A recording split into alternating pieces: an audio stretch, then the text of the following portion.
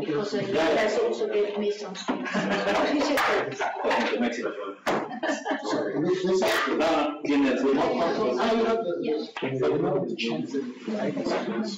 Yes, we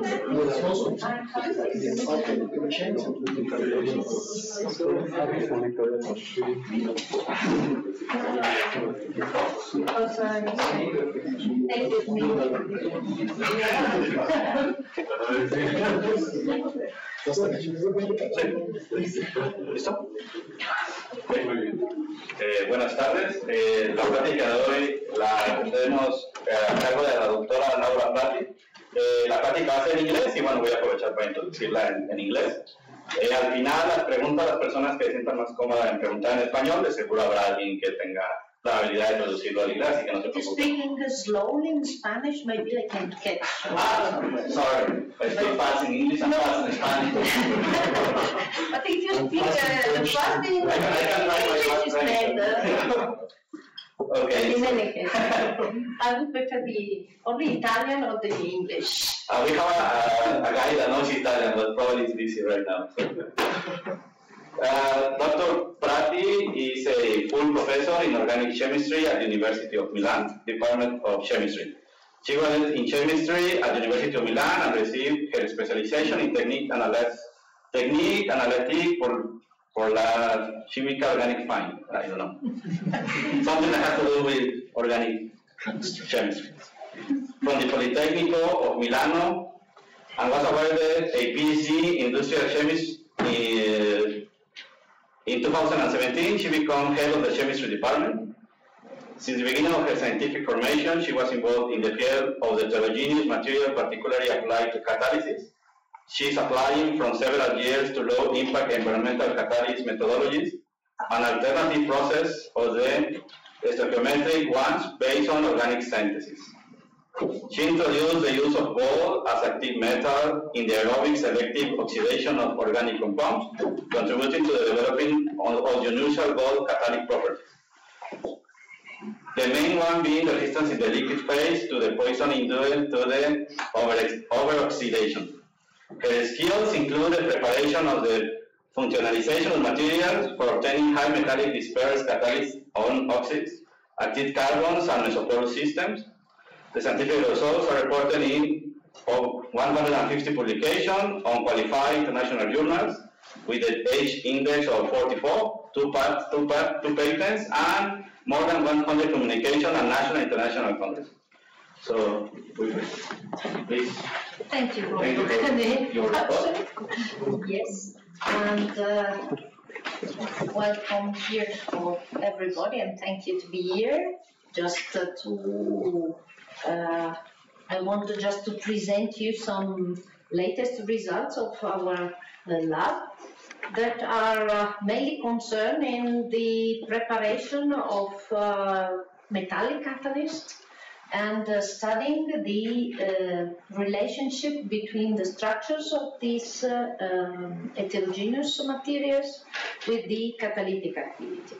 And today I want to present some interesting features that we acquire on the preparation and catalytic tests in the silver and copper catalyst modified by gold.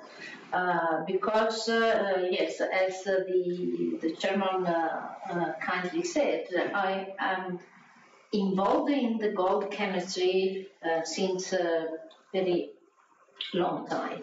And now we are all aware that the pure gold catalysts have a lot of limitation, and the new trends of research in this chemistry is to use the gold as a modifier of other metals, other metallic catalysts. So, first of all, I want to depict it and having some lines on how we choose to modify the catalyst with some specific metals. First of all, that gold catalyst, here are reported some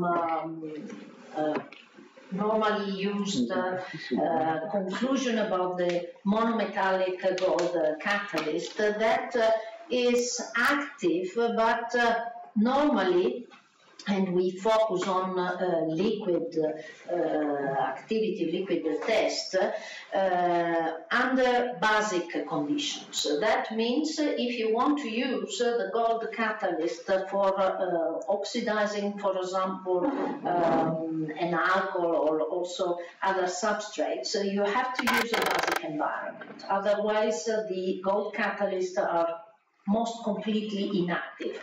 Obviously, depends on the reaction condition that you use, but we have always to be conscious that if we increase too much the temperature, we can also change the pathway of the catalytic reaction going into an homogeneous regime, so where the catalyst is no more effective. Obviously, also for gold, as for the other metals, we know that the smaller the particle are, the activity increase, because this is a normal trend for heterogeneous catalysis, because of you increase the surface atoms and the number of the active sites. Obviously, we have to be also consider, we have to consider that not as small as possible, how much small the particles should be, because you can lose also the metallic characters and sometimes going into a very, very small clusters.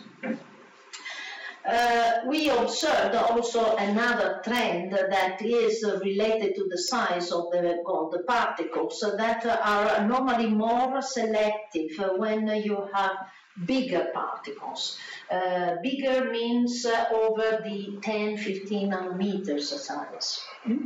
And into the oxidation catalytic activity, you normally have a limitation of the carbon-carbon bond cleavage. An advantage in any case of using the gold catalyst, especially when you use oxygen as an oxidant, you observe that the catalyst is more resistant to the well-known phenomenon that is the oxygen poisoning of the precious metal as palladium, platinum, and so on. So this is mainly the reason why we have to study the doping of other metal catalysts with gold, and in fact for a lot of systems like a gold medal system, we look at an improved activity and selectivity, and we can check the presence of a synergistic effect. This properties is also connected with the presence of an higher resistance of the catalyst, and we observed into the kinetic profile the absence of any deactivation process.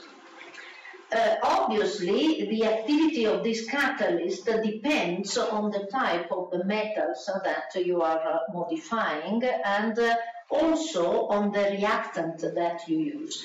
So we have always to check the possibility of a complete studies, because you study a specific reaction with a specific catalytic system.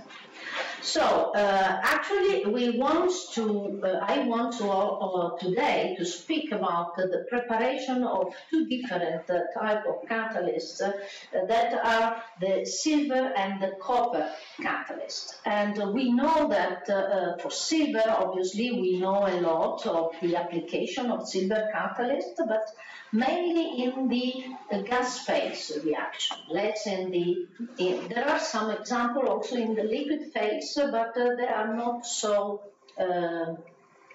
industrial advantages.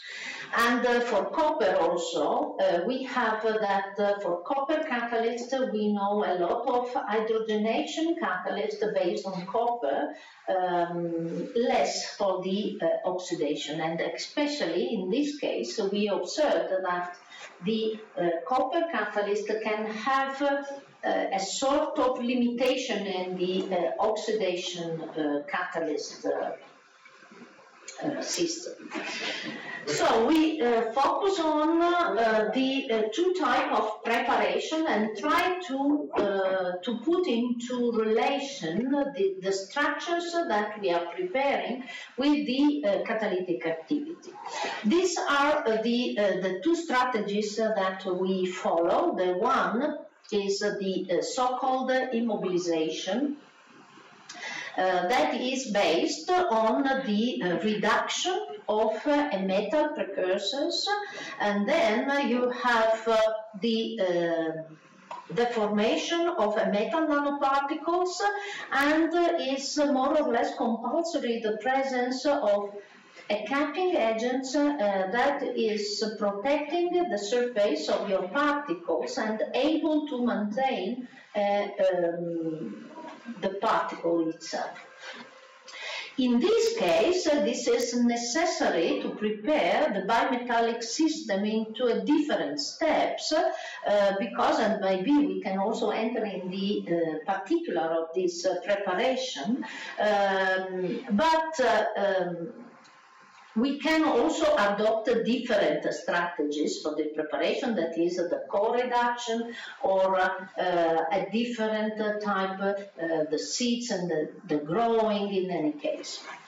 For the silver and for the copper, and silver especially, we have to adopt this two-step procedure that for cost the formation of a single metal nanoparticles and then the addition of the gold precursors in the presence of new protective agents, and then the formation of bimetallic particles, and which in the presence of the support can lead to the gold metal supported catalysts.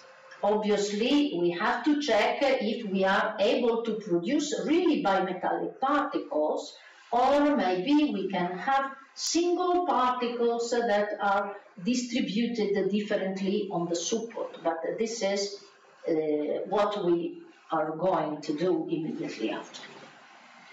The so-called smart preparation that involved the preparation of the solvated metal atoms is a system which is able to produce single atoms at very, very low temperature, and we are normally using a nitrogen, liquid nitrogen temperature to produce and to trap these atoms into a matrix that normally is constituted by acetone or a very, very weakly interacting molecules of THF, for example, of the metal itself. By increasing the temperature, we are trying to produce the metal particles and immediately trapping these particles on its support, and thus producing again the particles supported on specific materials. So in principle, these two procedures are more or less producing atomic and already reduced particles at the metal states, but the main difference is that in this case we have still the presence on the support of the capping agents that we are expecting that limits in some cases the accessibility to the reactant of the active sites, and in this case we have not the presence of any capping agents. But in both cases, they are already in the reduced state. So we have the metal at the metallic states. Okay, we are using as a catalytic test in the liquid phase the glycerol oxidation. Why glycerol? Because yes, first of all, we all know that glycerol is one of the top 10 molecules for the sustainable chemistry, for having a new platform to produce a lot of chemicals, but from the mechanistic point of view, is really a useful reaction because we can have a sort of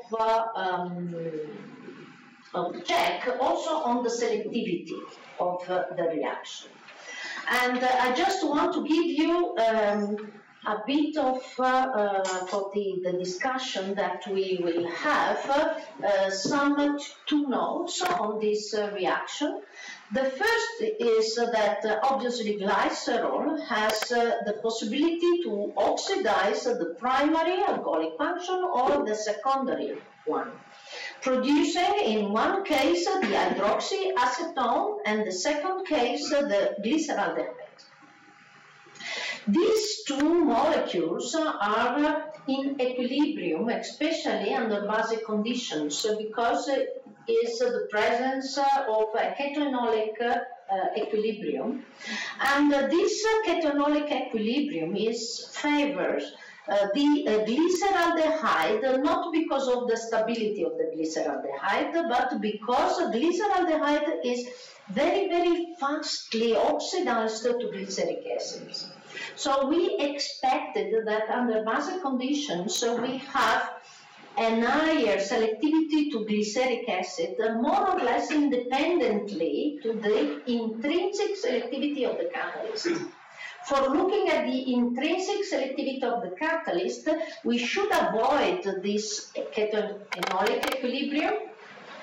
That is normally not possible by decreasing, in other words, for decreasing this, we have to work in under more or less acidic conditions. The second aspect is also that hydroxyacetone is not very stable under basic conditions. So we expected in any case a higher selectivity to glyceric acids.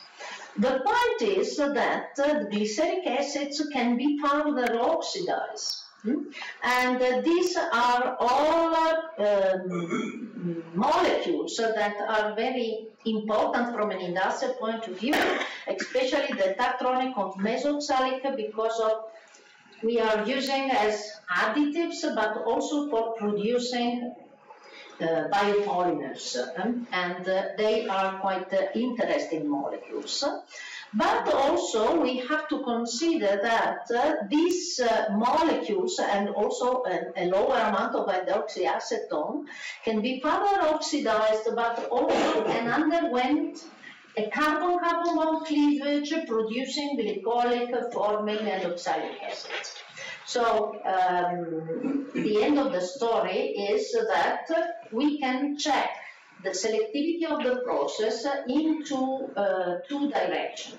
The one is the oxidation to glyceric or to tactronic and so on, and the second one is the amount of carbon bond cleavage that the catalyst and the reaction is able to perform. Obviously, we have to reduce this carbon-carbon bond cleavage if we want to increase the selectivity to our product. Okay, so starting with the gold-silver catalyst. Obviously, for checking these two catalysts, we have the bimetallic catalyst, we have firstly to check the monometallic layer. And here we will see, and I show here the green line is the gold freshly prepared catalyst by Sol method. This blue line is the smart gold prepared, and the orange and the gray is the silver catalyst. So it's actually immediately to note that the silver is absolutely low active, very, we can define as non-active catalyst, but in this case the salt prepared is absolutely more active than the smart one. And this behavior is simply understandable looking at the particles distribution, because in the case of the gold prepared by salts, we have that the particle size is quite small, and this is a picture, and here the distribution, especially by comparing with the smart one, that is absolutely higher. In this case, we have more or less a double size. And also, you can observe that the distribution is wider than in the case of the salt. For the salts, silver prepared, and also in an higher reason of the smart preparation, we observed a very, very large size of the particles, and yes, obviously, if we can say that in this case probably the inactivity of the catalyst can be ascribed to these larger particles. Yes, maybe it's not exactly the same for the salts, but for sure the system are producing larger particles and not so active catalysts. Starting to go to the bimetallics, we observed really absolutely an increase of the activity in both cases, the salts and the smart, and always the salts prepared are absolutely more active than the smart one. But in any case, we have an improvement in the activity, and we ascribed this improvement to the presence of a synergistic effect. But the story is not so simple, because we have to observe that, first of all, we want to check if we have into the single preparation the same type of catalyst, because if there is a synergistic effect, normally contact between the two metals is possible and can be for cost, but we have also to check if there is any segregation of the metals that can produce a different composition of bimetallic particles. So we performed some characterization of our catalyst, and we look at the salts and the smart with the same nominal ratio between gold and silver is 4:1. We perform, first of all, the ratio of the bulk catalyst by ICP. It's not simple to perform these ICP procedures because of the incompatibility of the conditions for silver and gold, but in any case, we have to perform two different and parallel systems. We have that the ratio, the internal ratio, the bulk internal ratio is absolutely compatible with the nominal one. But we have that also by ADX and looking at the single particles, and we check obviously more than one particles, and we're mapping a lot of particles. We found that all the particles are more or less bimetallic, no, not more or less, are absolutely bimetallics, and more or less we have the same ratio as in the bulk. So we can assess and state that the two catalysts presents the same ratio between both bimetallics with the same ratio between gold and silver. The differences is mainly of the size of the particles. In one case is center in 2.8, and in the second case is 4.7. This is the differences that can also explain the differences in the activity. The point is that the two catalysts presents also some huge difference also from a selectivity point of view. And this is the reason why we start to look at the composition and the structures of these two catalysts more in detail. In order to look and to have a higher possibility to study this influence, we try to calcine the catalyst in order to remove the capping agents on the surface of the salt prepared, because, and I missed to give you this information, but when you are using this type of catalyst prepared by salts, we know that, and we already studied a lot of experiments on it, we have a lot of evidence that the capping agent itself can modify the selectivity of the reaction. So for looking at the relationship between the structure and selectivity, we have to avoid the presence of the capping agents.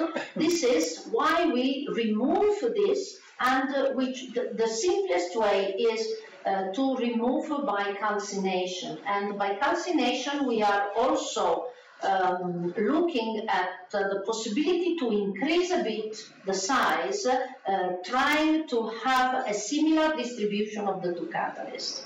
Unfortunately, this aspect failed because the influence again of the capping agent is also to stabilize the catalyst during the calcination procedure. And you will see here that I reported the particle size determined by TEM using the salts and the smart. This is the as prepared values that I showed you before, and this is the one obtained after calcination. And you can see that the increasing of the size in the salts preparation is absolutely limited, and we have a double size, mean size, in the case of smart preparation. Looking at the catalytic test, the catalytic test show, as expected, that removing the capping agents, we are able to increase further the activity of the salts prepared catalyst. And in this case, we have very, very active catalyst, and we do not observe any decreasing of the activity due to the enlargement of the particles. So we we just ascribed this increasing of the catalytic activity to the removal of all the capping agents from the surface, thus not limiting the excess of the reactant. In the case of the SMAD, we observe the decreasing of the activity, and this is absolutely compatible with the increasing of the size. So, looking at the bimetallic selectivity, and this was a big surprise, because here is reported the salt preparation, the fresh and the calcined one, and I just want you to observe two things. So this is the glycerol conversion.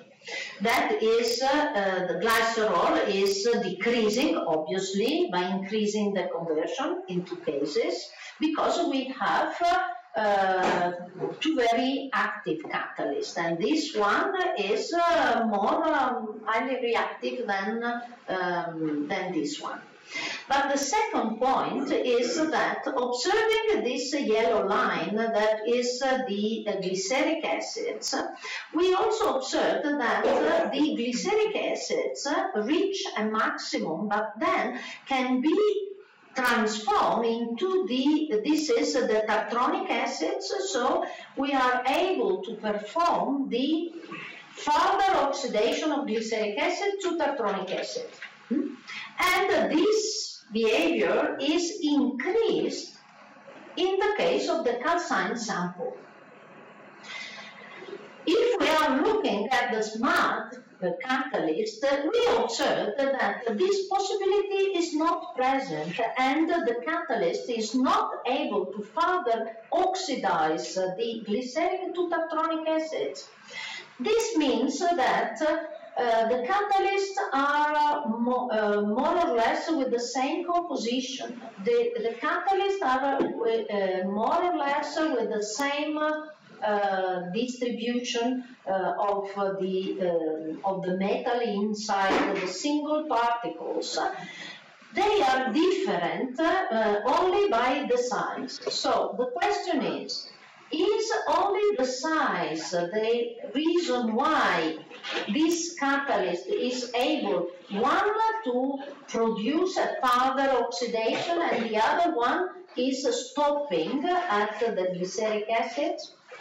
This is the question that we want to solve, and for doing that we perform some XPS studies. And for catching really the point, because the silver system are not easy understandable using XPS, I just want to note to show you, the XPS of the single monometallic silver and then the two bimetallic system. So for the single silver system, we observed that this is the signal of the silver. We did not observe any shift between the fresh and the calcined sample, when we know that from our chemical feeling that during calcination in air we expected that the silver are producing silver oxide, so producing the silver plus species. But during the experiments in the XPS, we did not observe any shift of the binding energy. So we are not able to distinguish between the silver and the silver plus, silver metal and the silver plus.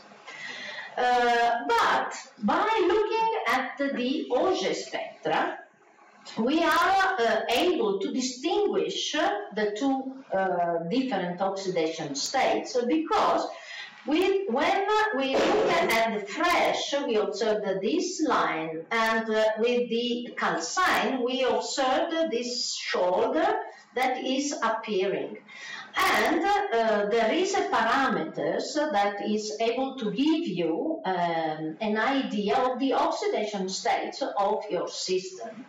And this oxidation, the Auger parameters is defined by the sum of the binding energy and the kinetic energy of the Auger peak.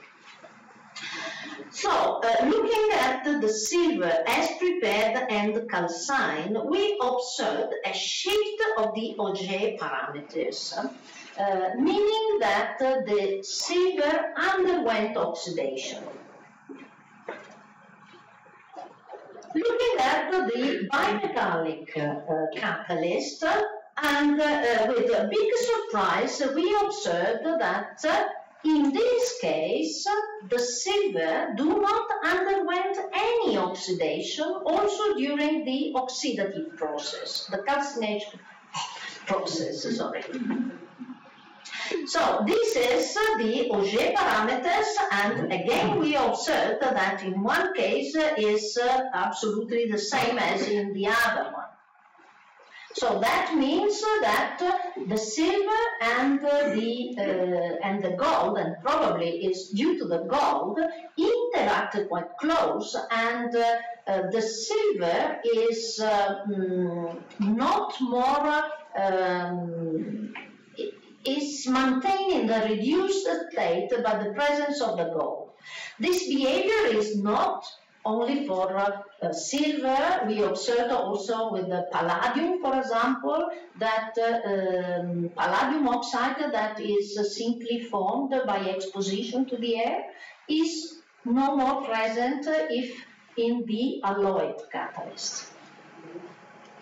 For the SMAD we observed more or less the same behavior, but in any case there is a part of silver that can be still oxidized, and we found the proof in the Auger parameters, because in this case there is a shift of the Auger parameters in the sense of the oxidizing species. So this means that differently from, also in the SMAD there is an interaction between silver and gold, but in this case is not so strong as in the case of the salts, because we have still the possibility for silver to oxidize a bit.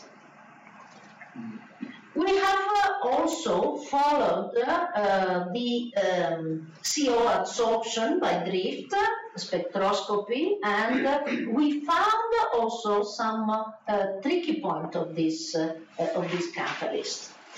And these are reported for the single salts and single SMAD catalyst, and these are the two bimetallic catalysts. So what is important to note is that we are able to observe the silver plus interaction, the CO that is interacting with the silver plus, also with the gold 0 and gold plus, or 3 plus, or plus in any case, but we are not able to observe any interaction of CO with the silver 0.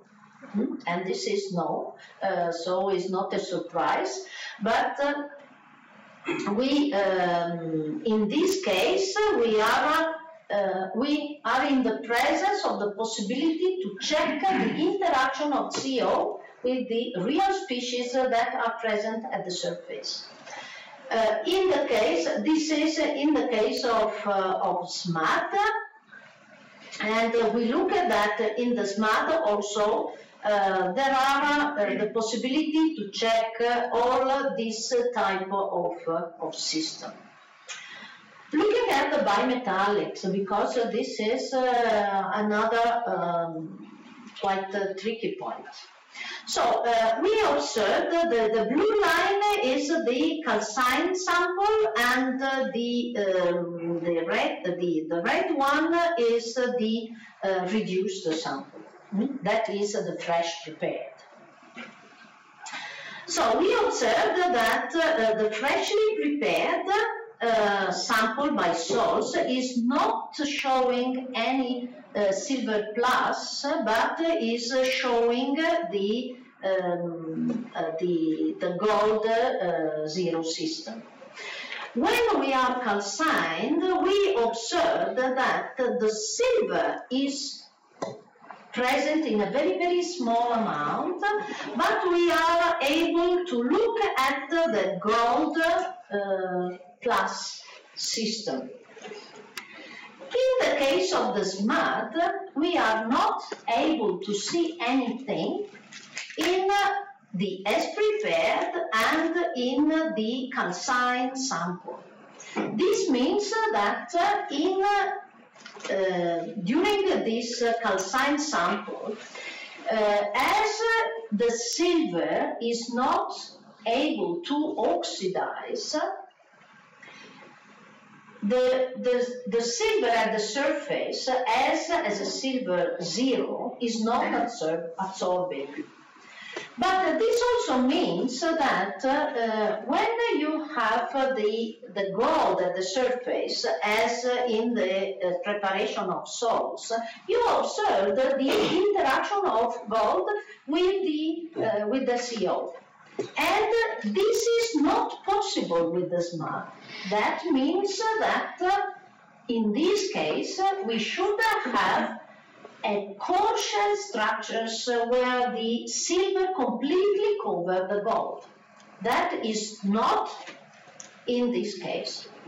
So, as a conclusion of this part, there is the possibility that we have always bimetallic species, always an interaction between silver and gold, but the distribution of silver and gold is different inside the single particle, because in the smud you are able to completely cover the gold, or not only the gold, but maybe a mixture of gold and silver, because it's bimetallic, so the structures, with the silver, especially, and this is more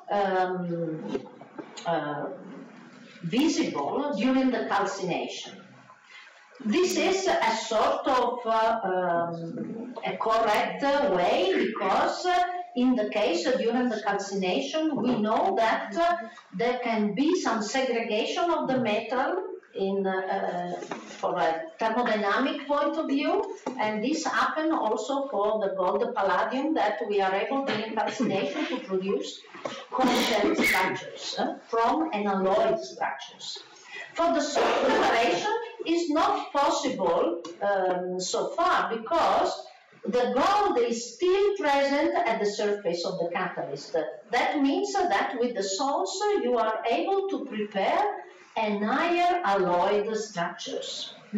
And we connected this to different structures with the different behavior also into the catalytic test. I just want to show you some, this is another possibility that we have to have the mapping and the elemental profile composition that we perform on this smud sample, and we look at the real enrichment of silver at the peripheral part of your particles. Obviously, this type of elemental composition can be performed quite easily in quite large particles. So we perform only on smud and not on the salts. But this confirms also our conclusion about the covering of silver on this type. I want to show you some, because at the beginning I entitled this speech with the silver and copper modified by gold, so I want to show you some results are not completed as well as the silver one on carbon support. And we look at this, we have the smart catalyst, and this is the monometallics. We have a small amount of copper, and in this case, the amount of copper is slightly increased. What we observed that by increasing the amount of copper, we decrease the activity of the catalyst, and also the selectivity decrease, and this one tends also to deactivate. So we were quite interested in looking at the structures of this catalyst, and we have made some very nice TM studies on that. And we have quite small molecules with these icosahedral structures that can be looked here. And the mapping, just saying that also in this case, the smart procedures is able to produce a core shell structures, and always the second metal is outside and the gold is inside. So we have to conclude that in this case, by increasing the amount of copper, we decrease the activity and the catalyst tend to deactivate. So obviously, this means that, and keeping in mind that the products of the reaction are acidics, we have to suppose that the copper can interact quite strongly with the acidic carboxylic products, then deactivate the catalyst itself. I have also to show you just a single preparation already on a different support that is alumina, but prepared by salts. And in this case, even we have increased a lot the amount of copper, we observed that the catalyst is not deactivated, at least at 50% of conversion. We decrease sometimes the amount of glyceric acids, but in any case, the activity and the selectivity of this catalyst is absolutely different from the smart one. So we can also think that in this case, as in the case of silver gold catalyst, the distribution of the two metals are completely different, and producing may be a real alloy in the case of salts and not in the case of smart. So these are the main conclusion of this. Obviously is that the salt and the smart mainly are able to prepare bimetallic catalysts, and this is the first conclusion that is not a trivial one, because the preparation of the bimetallic catalyst, and who of you are involved in these procedures know very well, is sometimes not so simple, because the segregation of the metal occurs very frequently. The smart is not able, as the salts, to produce very small particles, because we always observe the larger particles than in the case of the salt preparation. And we have that the characterization techniques that we used pointed out that we have inside the bimetallics different structures with a particular high enrichment of the second metal in the production of the with the smart instead of the salts. And we have also correlated the different selectivity of the system to this different distribution of the metals.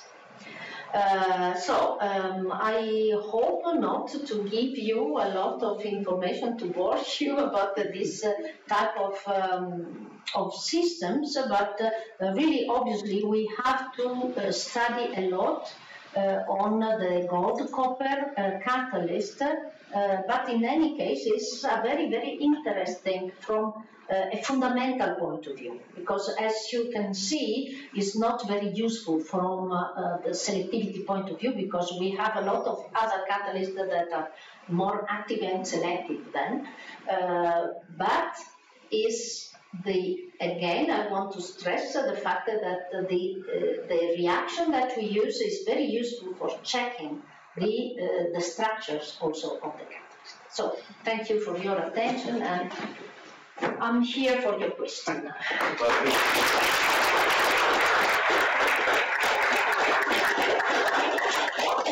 Questions? Preguntas? What's, in your opinion, what's the effect of the caping agents?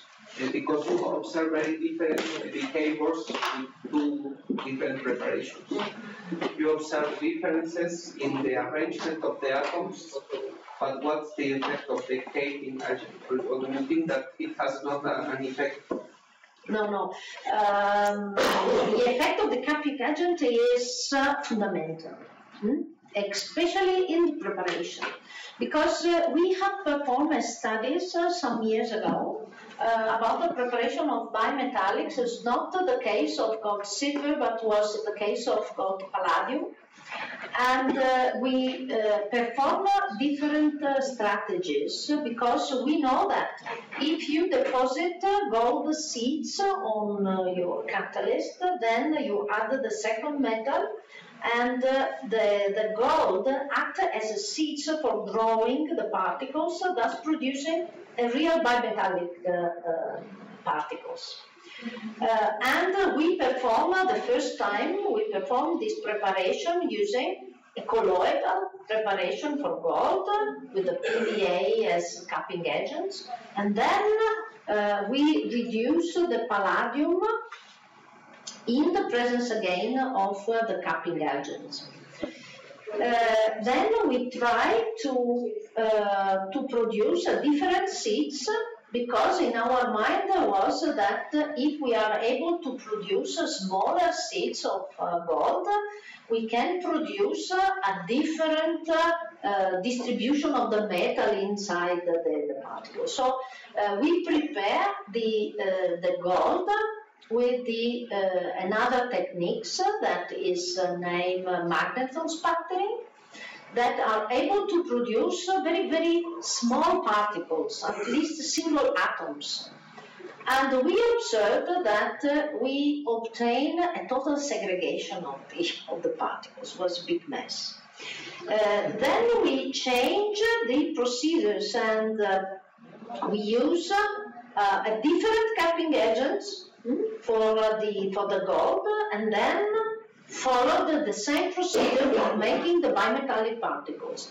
And again, we have segregation of the metals.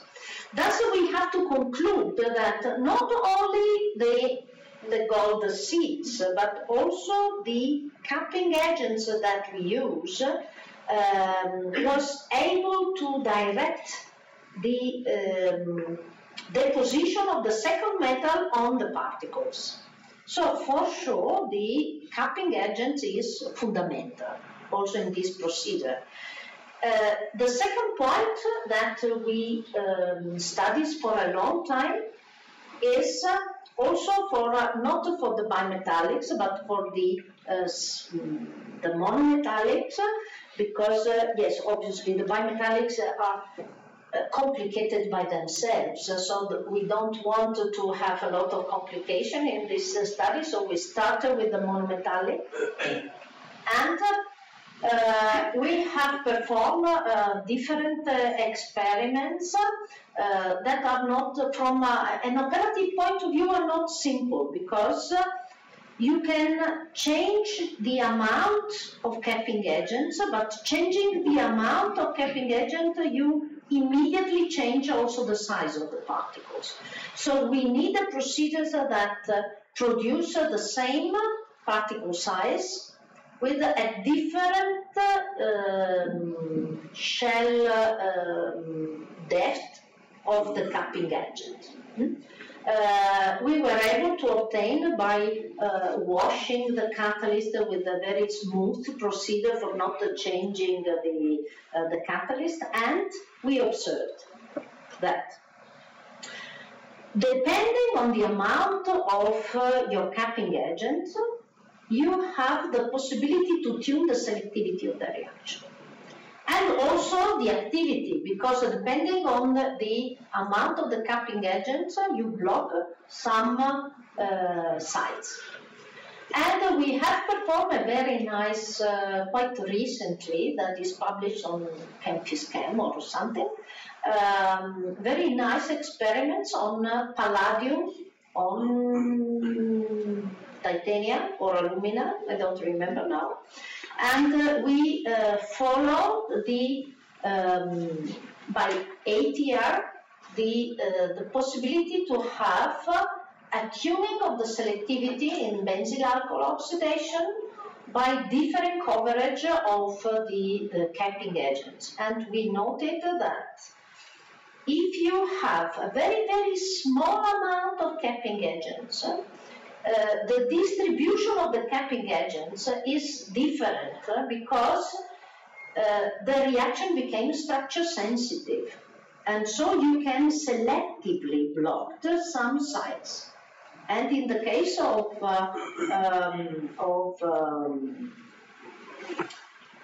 benzyl alcohols, you are able also to tune, by tuning the amount of the capping agents, the selectivity of your reaction. Yes, the solvency is quite complicated system, because at the beginning seems to be very, very simple, just the size that you can tune, but it's not true. So there is two effects, some for the arrangement of the atoms, and the second for the catalytic activity. This is the reason why we can sign the sample. Yes, but if you need the capping agents for the reactions, and it is not possible that they will be detached during the reaction, yes. So you lose the selectivity of the function. Absolutely, yes. And have you observed that? Yes, yes. Because on recycling, for example, it depends on the couple of solvents and the reactant that you use, because obviously if you use a capping agent that is more soluble in water and you use an organic solvent, you have not to observe this effect. But if you are, for example, using also the PVA that is quite soluble in water, and we use soluble water system, and you are recycling the catalyst, you observe that, and we perform also this test on titanium, gold on titanium, if I'm not wrong. We observed that the selectivity from the beginning arrived to the same level as in the absence of capping agents. ¿Otra pregunta? Yes, the answers are always very long. I'm trying to happen also the answers. From someone that is not of the field. In the second experiment, when you mentioned copper, it seems that the particles, the boundary conditions and the course of the particles, does it matter that it's no longer like a circular particle when you characterize what you're supposed to? It will matter to characterize the boundary conditions of the particles, about how it will change the reactions depending on how circular they are, or how much tortuosity they have, or the boundaries? No, this depends on the structure sensitivity of your reaction. That means that you can have different active sites. And obviously, this depends when you are looking at this is sometimes a simple size effect, but by changing the size, obviously, you change also the geometry. And and especially the amount of the edge atoms or of the corner or of the plane. And this is why we try to have as much as possible the same size of the particle. Sometimes it's not possible, but I'm with you that when you have to check the differences in different systems, you have always to think that only one parameters are involved, but sometimes it's difficult. Because one is the cutting agents, that this is the reason why when we want to change the size, we also change the amount of cutting agents. Okay, yeah. But this influence again, it's, and in the bimetallic system is more and more complicated. Oh yeah, that's the question, because in the copper it's always quite clear that actually the particles is not in the size, it's how the copper is around the gold. It's not a smooth boundary anymore. Well, it seems, but I don't know. No, this is possible, but in the case of the bimetallics, obviously, in catalysis always what you have to see is of the external surface, because it's a matter of contact. The point is that obviously the core and all of the boundary system between the two metals can be involved in determining the activity of the surface atom. So it's more complicated than you are looking at. Okay. ¿Alguna otra pregunta? No? Bueno, thank you for your talk.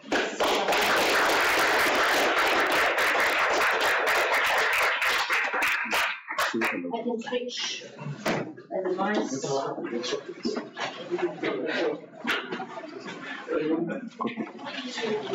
device.